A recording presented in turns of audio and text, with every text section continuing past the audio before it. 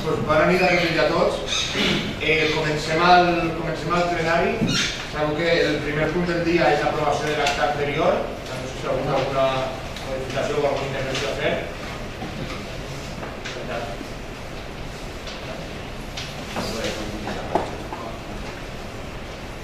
El segon punt de l'ordre del dia és la presa de posició del regidor Xavier Lozano per part del Partit Popular.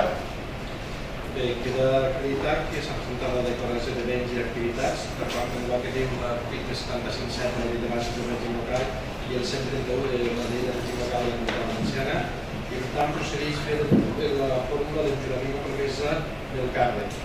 Per part de la secretaria exigirà el jurament o promesa i el regirà el ple de l'administrat. Jureu o prometeu per la vostra consciència i honor